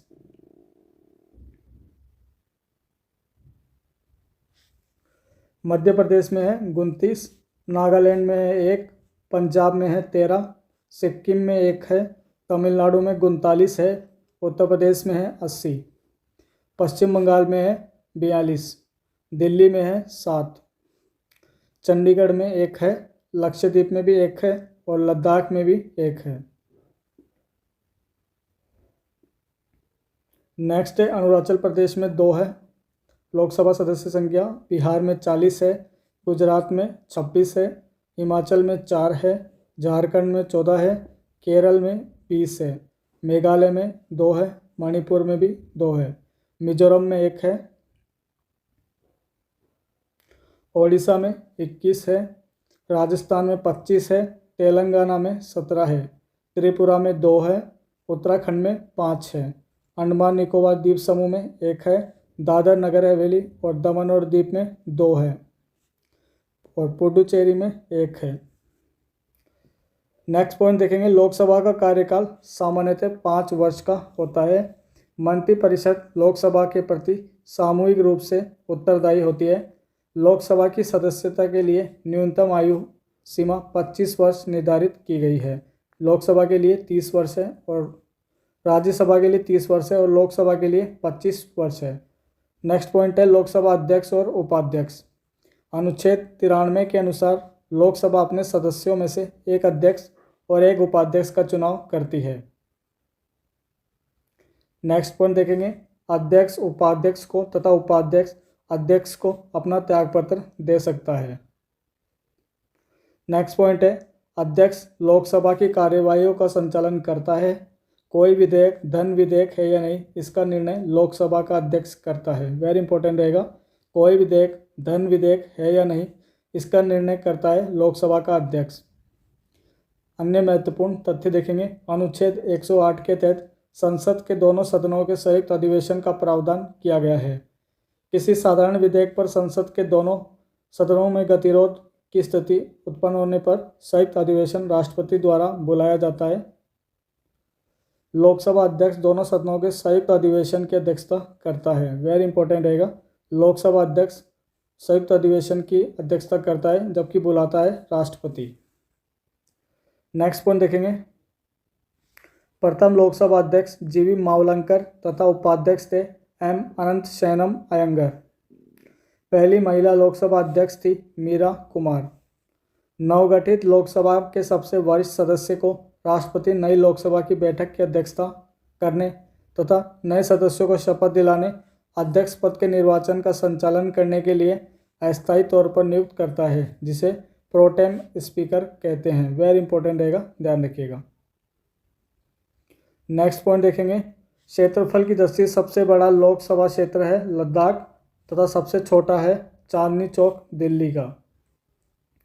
अगला पॉइंट देखेंगे, संसद की वित्तीय समितियां। पहली समिति है लोक लेखा समिति। इसमें कुल सदस्यों की संख्या 22 होती है। इसमें 15 सदस्य लोकसभा से तथा 7 सदस्य राज्यसभा से लिए जाते हैं। नेक्स्ट पॉइंट है, इस समिति के अध्यक्ष यानी लोक लेखा समिति के अध्यक्ष को लोकसभा अध्यक्ष द्वारा नियुक्त किया जाता है।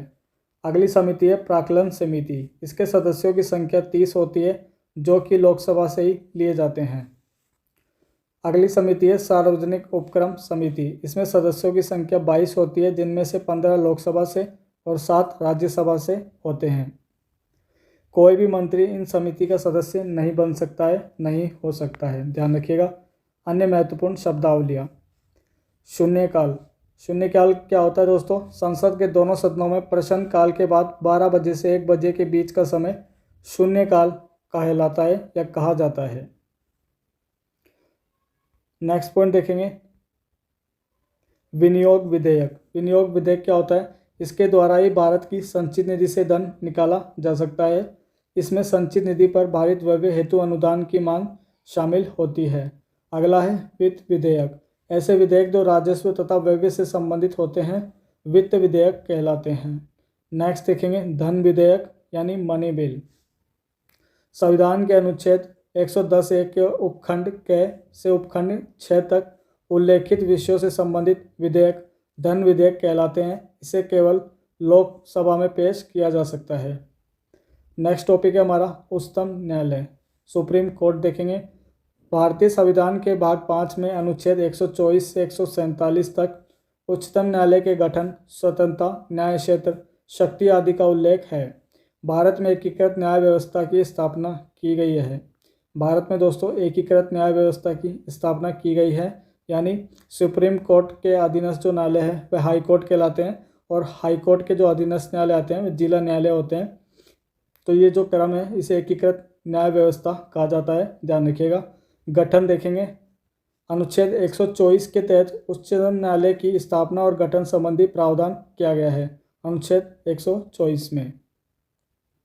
नेक्स्ट पॉइंट देखेंगे, उच्चतम न्यायालय न्यायाधीशों की संख्या संशोधन अधिनियम 2019 के द्वारा अन्य न्यायाधीशों की संख्या 30 से बढ़ाकर 33 कर दी गई। इस प्रकार वर्तमान में उच्चतम न्यायालय में कुल न्यायाधीशों की संख्या 34 यानी मुख्य न्यायाधीश प्लस 33 अन्य न्यायाधीश है। उच्चतम न्यायालय के न्यायाधीशों की नियुक्ति राष्ट्रपति करता है, ध्यान रखिएगा। अब देखेंगे पदावधि। उच्चतम न्यायालय का न्यायाधीश बनने के लिए न्यूनतम आयु सीमा निर्धारित नहीं की गई। हालांकि अवकाश ग्रहण करने हेतु अधिकतम आयु कितनी है? 65 वर्ष। पद मुक्ति। उच्चतम न्यायालय के न्यायाधीशों को साबित कदाचार तथा असमर्थता के आधार पर संसद के दोनों सदनों के कुल सदस्य संख्या के बहुमत द्वारा तथा उपस्थित और मत देने वाले सदस्यों के कम से कम 2/3 बहुमत से पारित समावेदन के आधार पर राष्ट्रपति द्वारा हटाया जा सकता है, ध्यान रखिएगा। सॉरी। नेक्स्ट देखेंगे उच्चतम न्यायालय की शक्तियां एवं अधिकारिता। पहला है प्रारंभिक अधिकारिता। भारत सरकार तथा एक या एक से अधिक राज्यों के मध्य उत्पन्न विवादों में या भारत सरकार और कोई एक राज्य या अनेक राज्यों तथा एक या एक से अधिक अन्य राज्यों के बीच विवाद की स्थिति में ये जो कहलाती है, ये प्रारंभिक अधिकारिता कहलाती है। यानी इनसे संबंधित जो भी विवाद है ये उच्चतम न्यायालय में ही आ सकते हैं, किसी अन्य न्यायालय इसका सुनवाई नहीं कर सकता। नेक्स्ट तीसरा पॉइंट है 2 या 2 से अधिक राज्यों के बीच ऐसे विवाद जहां वैधानिक अधिकार का प्रश्न शामिल है, ये विवाद सिर्फ उच्चतम न्यायालय में ही आ सकते हैं। दूसरी जो शक्ति है वह है अपीलीय क्षेत्राधिकार। उच्चतम न्यायालय देश का सबसे बड़ा अपीलीय न्यायालय है। ये निचली अदालतों के फैसलों के खिलाफ सुनवाई करता है। नेक्स्ट है परामर्शदात्री क्षेत्राधिकार। अनुच्छेद 143 के तहत राष्ट्रपति को यह अधिकार है कि वह सार्वजनिक महत्व के विषयों पर उच्चतम न्यायालय से सलाह ले सकता है। पुनर्विचार संबंधी क्षेत्राधिकार। अनुच्छेद 137 के तहत सुप्रीम कोर्ट को यानी उच्चतम न्यायालय को यह अधिकार प्राप्त है कि वह स्वयं के निर्णयों पर पुनर्विचार कर सकता है या कर सके। नेक्स्ट है अभिलेख न्यायालय। अनुच्छेद 129 के तहत उच्चतम न्यायालय को अभिलेख न्यायालय माना गया है।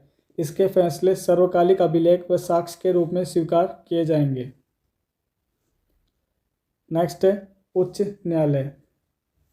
संविधान के दोस्तों भाग 6 के अनुच्छेद 214 से 231 तक राज्यों के उच्च न्यायालयों के गठन, क्षेत्राधिकार, शक्तियाँ आदि के बारे में प्रावधान उल्लेखित है। अब एक लाइन से सारे उच्च न्यायालय देखेंगे और उनकी स्थापना। इलाहाबाद उच्च न्यायालय की स्थापना 1866 में हुई थी और क्षेत्राधिकार है उत्तर प्रदेश। मुख्य पीठ है प्रयागराज और खंडपीठ है लखनऊ में। नेक्स्ट है आंध्र प्रदेश न्यायालय। 1 जनवरी 2019 को इसकी स्थापना हुई थी। आंध्र प्रदेश इसका क्षेत्राधिकार है और मुख्य पीठ है अमरावती में। बॉम्बे उच्च न्यायालय की स्थापना 1862 में हुई थी। क्षेत्राधिकार है महाराष्ट्र, गोवा, दादर और नगर हवेली तथा दमन और दीव। मुख्य पीठ है बॉम्बे और खंडपीठ है नागपुर, पणजी और औरंगाबाद। चौथा न्यायालय है हमारा कलकत्ता न्यायालय। इसकी स्थापना हुई थी। कलकत्ता न्यायालय की स्थापना 1862 में। इसका क्षेत्राधिकार है पश्चिम बंगाल और अंडमान निकोबार। मुख्य पीठ है कोलकाता में और सर्किट बेंच है इसका पोर्ट ब्लेयर में। पांचवा है छत्तीसगढ़ न्यायालय। इसकी स्थापना हुई थी सन 2000 में। क्षेत्राधिकार है छत्तीसगढ़ और बिलासपुर में इसकी मुख्य पीठ है। छठा है दिल्ली उच्च न्यायालय। 1966 में स्थापना हुई थी। क्षेत्राधिकार है दिल्ली और मुख्य पीठ है इसकी दिल्ली में। सातवां है गुवाहाटी उच्च न्यायालय। इसकी स्थापना 1948 में हुई थी। क्षेत्राधिकार है असम, नागालैंड, मिजोरम एवं अरुणाचल प्रदेश। मुख्य पीठ है गुवाहाटी में और खंडपीठ है कोहिमा, आइजोल और ईटानगर में। आठवां है गुजरात उच्च न्यायालय। 1960 में स्थापना हुई थी। क्षेत्राधिकार है गुजरात और मुख्य पीठ है अहमदाबाद। हिमाचल उच्च न्यायालय की स्थापना हुई थी दोस्तों 1971 में। हिमाचल प्रदेश क्षेत्राधिकार है और शिमला में इसकी मुख्य पीठ है। नेक्स्ट देखेंगे जम्मू कश्मीर उच्च न्यायालय की स्थापना 1928 में हुई थी। जम्मू कश्मीर और लद्दाख इसका क्षेत्राधिकार है और श्रीनगर और जम्मू में इसकी पीठ है। 11वां है झारखंड उच्च न्यायालय की स्थापना सन 2000 में हुई थी। झारखंड इसका क्षेत्राधिकार है और रांची में इसकी मुख्य पीठ है। 12वां है कर्नाटक उच्च न्यायालय। 1884 में स्थापना हुई थी। क्षेत्राधिकार है कर्नाटक में और मुख्य पीठ है बेंगलुरु में, खंडपीठ है धारवाड़ और गुलबर्गा में। नेक्स्ट है 13वां, केरल उच्च न्यायालय की स्थापना 1956 में हुई थी। केरल एवं लक्षद्वीप इसका क्षेत्राधिकार है और एर्नाकुलम में इसकी मुख्य पीठ स्थित है, ध्यान रखिएगा। नेक्स्ट है मध्य प्रदेश उच्च न्यायालय की स्थापना 1956 में हुई थी। मध्य प्रदेश क्षेत्राधिकार है, जबलपुर में इसकी मुख्य पीठ है और खंडपीठ है ग्वालियर और इंदौर में। नेक्स्ट है मद्रास उच्च न्यायालय। मद्रास उच्च न्यायालय की स्थापना 1862 में, तमिलनाडु एवं पुडुचेरी इसका अधिकार क्षेत्र है और चेन्नई में इसकी मुख्य पीठ है और खंडपीठ है मदुरई में। 16वां है ओडिशा उच्च न्यायालय। इसकी स्थापना दोस्तों 1948 में हुई थी। ओडिशा इसका क्षेत्राधिकार है और मुख्य पीठ है कटक ओडिशा में। 17वां है पटना उच्च न्यायालय। इसकी स्थापना 1916 में हुई थी। बिहार इसका क्षेत्राधिकार है और पटना में इसकी मुख्य पीठ स्थित है। नेक्स्ट देखेंगे पंजाब एवं हरियाणा उच्च न्यायालय। 1966 में स्थापना हुई थी। पंजाब, हरियाणा और चंडीगढ़ इसका क्षेत्राधिकार है और चंडीगढ़ में इसकी मुख्य पीठ स्थित है। नेक्स्ट है राजस्थान उच्च न्यायालय। 1949 में स्थापना हुई थी। राजस्थान इसका क्षेत्राधिकार है और जोधपुर इसकी मुख्य पीठ है और खंडपीठ है जयपुर में। सिक्किम उच्च न्यायालय की स्थापना 1975 में हुई थी। सिक्किम क्षेत्राधिकार है और गंगटोक में इसकी मुख्य पीठ स्थित है। नेक्स्ट है उत्तराखंड उच्च न्यायालय की स्थापना सन 2000 में हुई थी। उत्तराखंड इसका क्षेत्राधिकार है और मुख्य पीठ है नैनीताल में। नेक्स्ट है मेघालय उच्च न्यायालय। मार्च 2013 में स्थापना हुई थी। मेघालय इसका क्षेत्राधिकार है और शिलोंग में इसकी मुख्य पीठ स्थित है। नेक्स्ट देखेंगे मणिपुर उच्च न्यायालय की स्थापना मार्च 2013 में हुई थी। मणिपुर इसका क्षेत्राधिकार है और इम्फाल में इसकी मुख्य पीठ स्थित है। 24वां है त्रिपुरा उच्च न्यायालय। मार्च 2013 में इसकी स्थापना हुई थी। त्रिपुरा इसका क्षेत्राधिकार है, अगरतला में इसकी मुख्य पीठ स्थित है। नेक्स्ट है तेलंगाना उच्च न्यायालय। 1 जनवरी 2019 को स्थापना हुई थी। तेलंगाना इसकी क्षेत्राधिकार है और हैदराबाद इसकी मुख्य पीठ स्थित है। नेक्स्ट पॉइंट देखेंगे दोस्तों, उच्च न्यायालयों के न्यायाधीशों की नियुक्ति राष्ट्रपति करता है। उच्च न्यायालयों के न्यायाधीशों के सेवानिवृत्त की अधिकतम आयु है 62 वर्ष। इससे पूर्व भी वे राष्ट्रपति को संबोधित कर अपना त्यागपत्र दे सकते हैं। अनुच्छेद 215 के अनुसार प्रत्येक उच्च न्यायालय एक अभिलेख न्यायालय होता है। नेक्स्ट देखेंगे केंद्र शासित प्रदेश में दिल्ली एवं जम्मू कश्मीर के पास अपना उच्च न्यायालय है। नेक्स्ट पॉइंट देखेंगे दोस्तों, भारत में वर्तमान में कुल 25 उच्च न्यायालय स्थित है। 1862 में सर्वप्रथम तत्कालिक कलकत्ता, बम्बई तथा मद्रास में उच्च न्यायालयों की स्थापना हुई थी। उच्च न्यायालयों की शक्तियाँ। अनुच्छेद 226 के तहत नागरिकों के मौलिक अधिकारों और अन्य अधिकारों की रक्षा हेतु उच्च न्यायालय को रिट जारी करने का अधिकार दिया गया है। नेक्स्ट देखेंगे हम महान्यायवादी और महाधिवक्ता। भारतीय संविधान के अनुच्छेद 76 में भारत के महान्यायवादी का उल्लेख किया गया है। यह भारत सरकार का प्रथम विधि अधिकारी होता है तथा इसके कर्तव्यों में भारत सरकार को विधि संबंधी ऐसे विषय पर सलाह देना और विधिक स्वरूप के ऐसे अन्य कार्यों का पालन करना शामिल है जो राष्ट्रपति समय समय पर निर्देशित करे या सौंपे।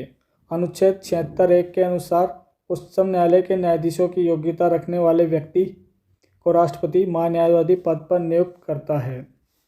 नेक्स्ट है महान्यायवादी राष्ट्रपति के पश्चात पर्यंत अपना पद धारण करता है, ध्यान रखिएगा। नेक्स्ट पॉइंट देखेंगे, महान्यायवादी की सहायता के लिए एक सॉलिसिटर जनरल और अतिरिक्त सॉलिसिटर जनरल होते हैं।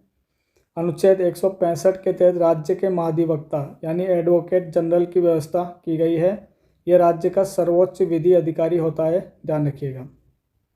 नेक्स्ट देखेंगे नियंत्रक एवं महालेखा परीक्षक। अनुच्छेद 148 के अनुसार भारत का एक नियंत्रक एवं महालेखा परीक्षक होगा जिसकी नियुक्ति राष्ट्रपति करेगा। नियंत्रक एवं महालेखा परीक्षक का कार्यकाल 6 वर्ष का होता है दोस्तों। यदि इससे पूर्व वह 65 वर्ष की आयु प्राप्त कर लेता है तो वह अवकाश ग्रहण कर लेगा, यानी 6 वर्ष या 65 वर्ष की आयु जो भी पहले हो। वह केंद्र सरकार के लेखा से संबंधित रिपोर्ट राष्ट्रपति को देता है जो उसे संसद के पटल पर रखवाता है। वह राज्य सरकार के लेखा से संबंधित रिपोर्ट राज्यपाल को देता है, जो उसे विधानमंडल के पटल पर रखवाते हैं। नेक्स्ट हम देखेंगे भारत की संचित निधि। भारत की संचित निधि देखेंगे। अनुच्छेद 266 के तहत भारत और राज्यों की संचित निधियों और लेखा यानी लोक लेखा का प्रावधान किया गया है।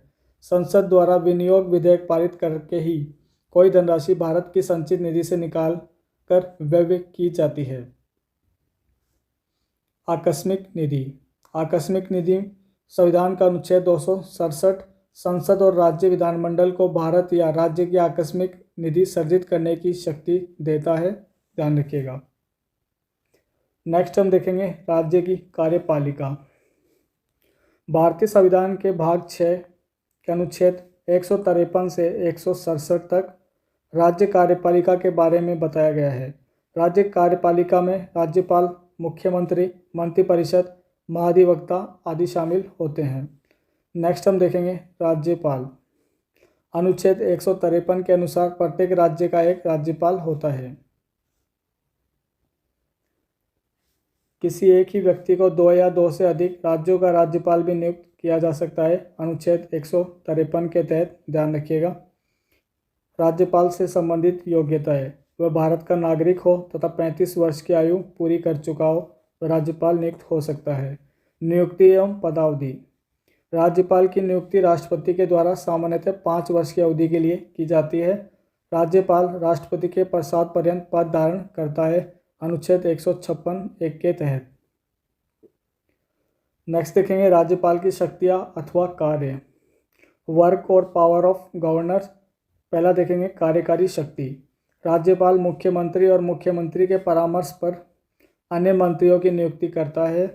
राज्यपाल राज्य लोक सेवा आयोग के अध्यक्ष एवं सदस्यों की नियुक्ति करता है। राज्यपाल राज्य विश्वविद्यालयों के कुलपतियों की नियुक्ति करता है। राज्यपाल राज्य के उच्च सदन अर्थात विधान परिषद की कुल सदस्य संख्या के 1/6 सदस्यों को मनोनीत करता है, जो साहित्य, कला, विज्ञान, समाज सेवा, सहकारिता के क्षेत्र में विशेष ज्ञान एवं अनुभव रखते हैं। नेक्स्ट देखेंगे राज्यपाल की विधायी शक्तियाँ। राज्यपाल राज्य विधानमंडल के सत्र को आहूत, संबोधित, विघटित तथा सत्रावसान कर सकता है। नेक्स्ट है राज्य विधानमंडल द्वारा पारित विधेयक राज्यपाल के हस्ताक्षर के बाद ही अधिनियम बनता है। यदि किसी विषय पर तत्काल कार्यवाही की आवश्यकता हो परंतु उस समय राज्य विधानमंडल का सत्र न चल रहा हो तो ऐसी स्थिति में अनुच्छेद 213 के अनुसार राज्यपाल अध्यादेश जारी कर सकता है। नेक्स्ट पॉइंट देखेंगे अनुच्छेद 200 के अनुसार राज्यपाल किसी विधेयक पर अनुमति देता है या अनुमति रोक सकता है अथवा राष्ट्रपति के विचार के लिए विधेयक को सुरक्षित रख सकता है। नेक्स्ट देखेंगे मुख्यमंत्री। राज्य की मंत्रिपरिषद का प्रधान मुख्यमंत्री होता है और इसकी नियुक्ति राज्यपाल करता है। अनुच्छेद 164(2) के अनुसार मंत्रिपरिषद सामूहिक रूप से विधानसभा के प्रति उत्तरदायी होती है। नेक्स्ट देखेंगे हम राज्य विधायिका।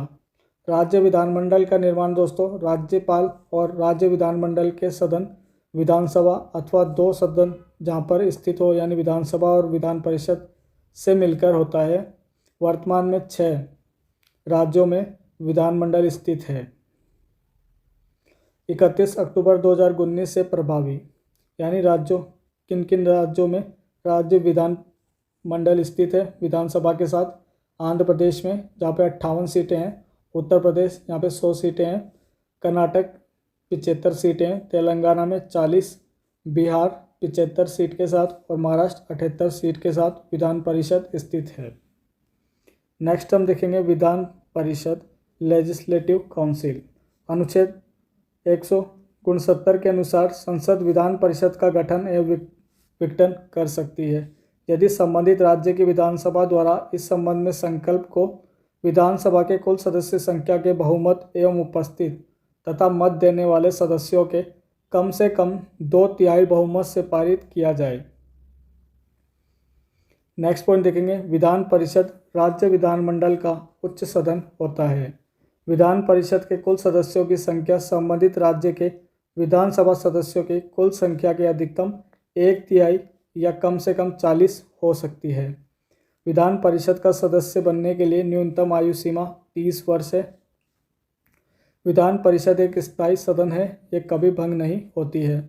जैसे संसद का राज्यसभा होता है, वैसे ही राज्यों के अंदर जो विधानमंडल होता है वह होता है, जहाँ पर जैसे हमने राज्यसभा में पढ़ा था 30 वर्ष, वहाँ पे भी आयु सीमा थी और यहाँ पर भी 30 वर्ष है, तो ये ध्यान रखिएगा। और लोकसभा में 25 वर्ष है और जो विधानसभा है वहाँ पर भी 25 वर्ष है। नेक्स्ट पॉइंट देखेंगे, परंतु इसका उत्साधन यानी कि समाप्ति किया जा सकता है। विधान परिषद के प्रत्येक सदस्य का कार्यकाल दोस्तों 6 वर्ष का होता है, राज्यसभा के भी 6 वर्ष का होता है, परंतु प्रत्येक दूसरे वर्ष 1/3 सदस्य अपना कार्यकाल पूरा करके अवकाश ग्रहण करते हैं तथा उनके स्थान पर नवीन सदस्य से निर्वाचित होते हैं। विधान परिषद के सदस्यों का निर्वाचन अप्रत्यक्ष रूप से होता है, ध्यान रखिएगा। नेक्स्ट हम देखेंगे निम्न सदन या विधानसभा। विधानसभा को निम्न सदन भी कहा जाता है। जिस तरह सेंटर के अंदर लोकसभा होती है, उसी तरह राज्यों में विधानसभा होती है। अनुच्छेद 170 के तहत विधानसभाओं की संरचना का उल्लेख किया गया है। विधानसभा के सदस्यों का कार्यकाल 5 वर्ष का होता है। नेक्स्ट पॉइंट है, विशेष स्थिति में राज्यपाल विधानसभा को 5 वर्ष पूर्व भी भंग कर सकता है।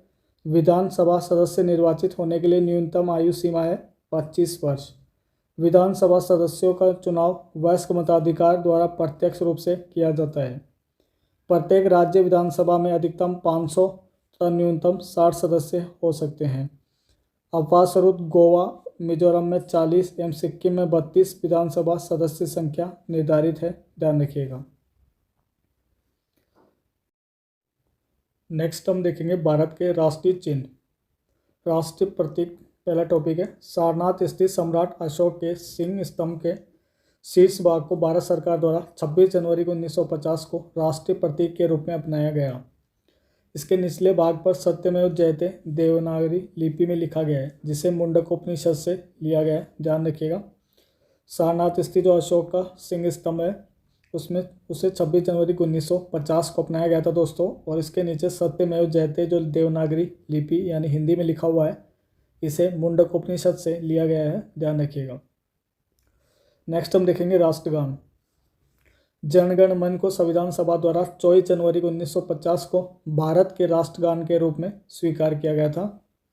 इसके रचयिता कौन थे? रविंद्रनाथ टैगोर इसके रचयिता थे राष्ट्रगान के। राष्ट्रगान को गाने का समय है 52 सेकंड और संक्षिप्त रूप से इसे 20 सेकंड में गाया जा सकता है। नेक्स्ट देखेंगे, इसे सर्वप्रथम यानी राष्ट्रगान को सर्वप्रथम 27 दिसंबर 1911 को भारतीय राष्ट्रीय कांग्रेस के कलकत्ता अधिवेशन में गाया गया था, जिसके अध्यक्ष बिशन नारायण दर थे। नेक्स्ट देखेंगे राष्ट्रगीत।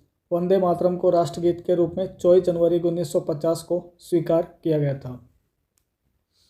और राष्ट्रगीत को दोस्तों बंकिम चंद्र चटर्जी के उपन्यास आनंद मठ से लिया गया है, ध्यान रखिएगा, आनंद मठ से लिया गया है। इसे सर्वप्रथम भारतीय राष्ट्रीय कांग्रेस के 1896 के अधिवेशन में गाया गया, जिसके अध्यक्ष थे रहीमतुल्लाह सयानी। नेक्स्ट हम देखेंगे राष्ट्रीय ध्वज। राष्ट्रीय ध्वज के वर्तमान स्वरूप को 22 जुलाई 1947 को अपनाया गया था। तिरंगे में शामिल केसरिया रंग जो है दोस्तों, ये शौर्य का साहस का तथा शौर्य का प्रतीक है। सफ़ेद रंग धर्म चक्र के साथ शांति एवं सत्य का तथा हरा रंग समृद्धि का प्रतीक है। सफ़ेद पट्टी के बीच में नीले रंग की 24 तिल्लियाँ वाला चक्र है, जिसे सम्राट अशोक के सारनाथ सिंह स्तंभ से लिया गया है, ध्यान रखिएगा। सफ़ेद पट्टी के बीच में नीले रंग की 24 तिल्लियाँ वाला चक्र है, जिसे सम्राट अशोक के सारनाथ स्तंभ लेख से लिया गया है। ध्वज की चौड़ाई लंबाई का अनुपात है 2:3। नेक्स्ट देखेंगे राष्ट्रीय कैलेंडर। ग्रेगोरियन कैलेंडर के साथ साथ शक संवत पर आधारित राष्ट्रीय पंचांग को 22 मार्च 1957 को अपनाया गया था। इसका पहला महीना है चैत्र, जो कि सामान्य वर्ष में 22 मार्च को तथा लीप ईयर में 21 मार्च को शुरू होता है। भारत का राष्ट्रीय पशु है बाघ पैंथेरा टाइग्रिस इसका वैज्ञानिक नाम है। मोर है राष्ट्रीय पशु। पाओ क्रिटस को राष्ट्रीय पक्षी का दर्जा दिया गया, मोर को राष्ट्रीय पक्षी का दर्जा दिया गया है। वैज्ञानिक नाम है पाओ क्रिस्टेटस। नेक्स्ट है नदी। गंगा नदी को राष्ट्रीय नदी के रूप में घोषित किया गया है। राष्ट्रीय जलीय जीव के रूप में गंगा डॉल्फिन को मान्यता प्रदान की गई है। वैज्ञानिक नाम है सोन्स। हाथी को राष्ट्रीय विरासत पशु का दर्जा प्रदान किया गया है, ध्यान रखिएगा। नेक्स्ट हमारा टॉपिक है पंचायती राज। 73वें संविधान संशोधन 1992 के द्वारा भारतीय संविधान के भाग 9 के अंतर्गत अनुच्छेद 243 क से ण तक तथा 11वीं अनुसूची के तहत पंचायती राज की व्यवस्था की गई है, ध्यान रखिएगा। 2 अक्टूबर 1959 को तत्कालीन प्रधानमंत्री जवाहरलाल नेहरू द्वारा पंचायती राज का उद्घाटन राजस्थान के नागौर जिले में किया गया था। अगला पॉइंट है आंध्र प्रदेश दूसरा राज्य था जहां 11 अक्टूबर 1959 को पंचायती राज का शुभारंभ किया गया। 73वें संविधान संशोधन अधिनियम द्वारा पंचायती राज के त्रिस्तरीय ढांचे यानी ग्राम स्तर पर ग्राम पंचायत, खंड स्तर पर पंचायत समिति तथा जिला स्तर पर जिला परिषद के गठन की व्यवस्था की गई है। पंचायती राज से संबंधित महत्वपूर्ण समितियां। पहली समिति थी बलवंत राय मेहता समिति 1957, अशोक मेहता समिति 1977, GVK राव समिति 1985, LM सिंघवी समिति 1986 और PK थुंगन समिति 1988। दोस्तों ये सारी समितियाँ एग्जाम में काफ़ी बार पूछी गई है, तो इनको देख लीजिएगा। महिलाओं के लिए प्रत्येक स्तर पर 1/3 आरक्षण की व्यवस्था की गई है, ध्यान रखिएगा।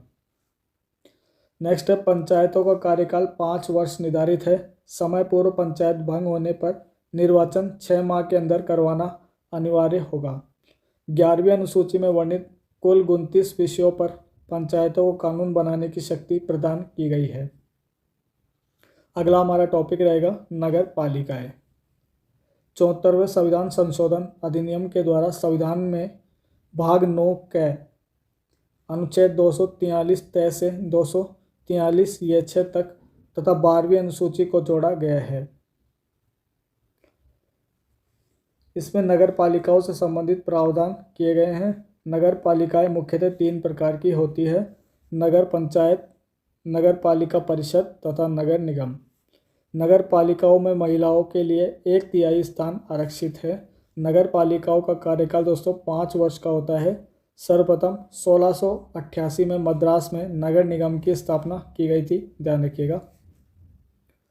नेक्स्ट देखेंगे लोक सेवा आयोग।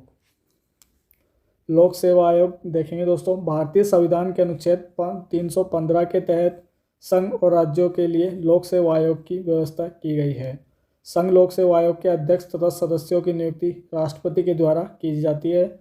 संघ लोक सेवा आयोग के अध्यक्ष एवं सदस्यों का कार्यकाल जो होता है दोस्तों 6 वर्ष अथवा 65 वर्ष की आयु तक, जो भी पहले होता है। नेक्स्ट हम देखेंगे निर्वाचन आयोग। संविधान के भाग 15 के तहत अनुच्छेद 324 से 329 तक निर्वाचन से संबंधित प्रावधान किए गए हैं। निर्वाचन आयोग में एक मुख्य निर्वाचन आयुक्त तथा अन्य 2 निर्वाचन आयुक्त होते हैं, जिनकी नियुक्ति राष्ट्रपति के द्वारा की जाती है। अनुच्छेद 324 के अनुसार संसद, राज्य विधानमंडल, राष्ट्रपति व उपराष्ट्रपति के पदों के निर्वाचन की जिम्मेदारी निर्वाचन आयोग की होती है। मुख्य निर्वाचन आयुक्त तथा अन्य निर्वाचन आयुक्तों का कार्यकाल 6 वर्ष या 65 वर्ष की आयु, जो भी पहले होता है। निर्वाचन आयोग एक संवैधानिक संस्था है। वर्तमान में मान्यता प्राप्त राष्ट्रीय राजनीतिक दलों की संख्या है 8। भारत के राष्ट्रीय दल। नेक्स्ट हम देखेंगे भारत के राष्ट्रीय दल। पहला है भारतीय राष्ट्रीय कांग्रेस यानी INC। चुनाव चिन्ह हाथी, हाथ का पंजा। भारतीय जनता पार्टी BJP, इनका है कमल का फूल। बहुजन समाज पार्टी BSP, चुनाव चिन्ह हाथी, असम को छोड़कर। चौथी पार्टी है भारतीय कम्युनिस्ट पार्टी CPI और इनका है हंसिया और बाली। नेक्स्ट है भारतीय कम्युनिस्ट पार्टी मार्क्सवादी यानी CPIM, इनका चुनाव चिन्ह है हंसिया, हथौड़ा और तारा। छठी पार्टी है राष्ट्रवादी कांग्रेस पार्टी यानी NCP, इनका है घड़ी। सातवीं पार्टी है अखिल भारतीय तृणमूल कांग्रेस यानी AITMC, और इनका चुनाव चिन्ह है जोड़ा फूल। आठवीं पार्टी है नेशनल पीपल्स पार्टी NPP, और इनका चुनाव चिन्ह है पुस्तक। 7 जून 2019 को निर्वाचन आयोग के द्वारा मान्यता प्रदान की गई थी आठवीं पार्टी के रूप में नेशनल पीपल पार्टी को। अब हम देखेंगे प्रमुख संशोधन।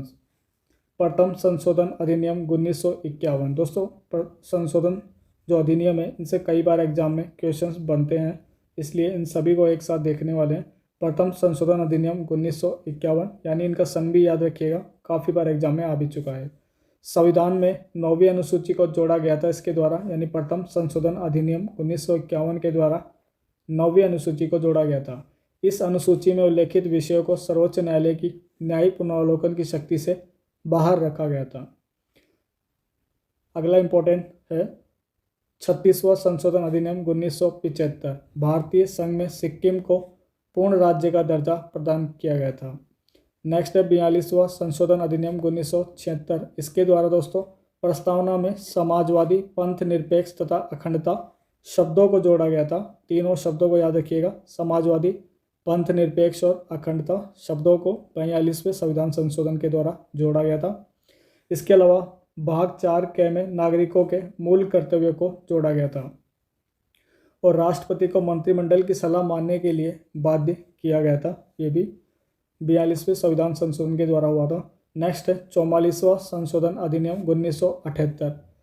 इसके द्वारा दोस्तों राष्ट्रपति के द्वारा विधेयक को पुनर्विचार के लिए एक बार वापस भेजने की शक्ति प्रदान की गई। राष्ट्रीय आपातकाल के संदर्भ में आंतरिक अशांति शब्द के स्थान पर सशस्त्र विद्रोह शब्द रखा गया था। 44वें संविधान संशोधन के द्वारा दोस्तों संपत्ति के अधिकार को प्राप्त मूल अधिकार का दर्जा समाप्त कर इसे विधिक अधिकार का दर्जा प्रदान किया गया था। राष्ट्रीय आपातकाल के दौरान अनुच्छेद 20-21 द्वारा प्रदत्त मूल अधिकारों को निलंबित नहीं किया जा सकता। यह भी 44वें संविधान संशोधन के द्वारा किया गया था। अगला इंपॉर्टेंट संविधान संशोधन है 52वां संविधान संशोधन 1985। इसके तहत दोस्तों संसद तथा राज्य विधानमंडल के सदस्यों को दल बदल के मामले में अयोग्य घोषित करने की व्यवस्था है। इसके लिए 10वीं अनुसूची को जोड़ा गया था। नेक्स्ट है 61वां संशोधन अधिनियम 1988। नागरिकों के मतदान करने की न्यूनतम आयु को 21 वर्ष से घटाकर 18 वर्ष किया गया था। वेरी इंपॉर्टेंट है, काफ़ी बार एग्जाम में आ चुका है। नेक्स्ट हम देखेंगे 69वां संशोधन अधिनियम 1991। इस संघ शासित प्रदेश दिल्ली को राष्ट्रीय राजधानी क्षेत्र का दर्जा प्रदान किया गया। इसके अलावा दिल्ली के लिए 70 सदस्यीय विधानसभा की व्यवस्था की गई थी, ध्यान रखिएगा। नेक्स्ट है 73वां संशोधन अधिनियम 1992।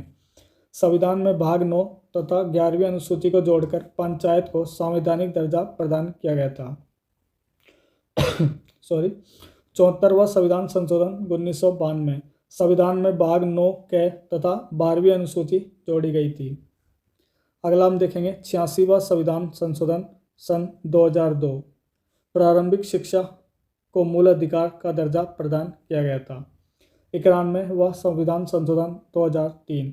इसके द्वारा मंत्रिपरिषद के आकार को सीमित किया गया, जो कि लोकसभा के कुल सदस्यों के 15% से अधिक नहीं हो सकती। नेक्स्ट है 97वां संविधान संशोधन 2011। सहकारी समिति बनाने का अधिकार अनुच्छेद 19 के तहत मौलिक अधिकार बन गया। नेक्स्ट है 101वां संशोधन अधिनियम 2016। इसके तहत वस्तु व सेवा कर यानी GST से संबंधित प्रावधान शामिल किए गए थे।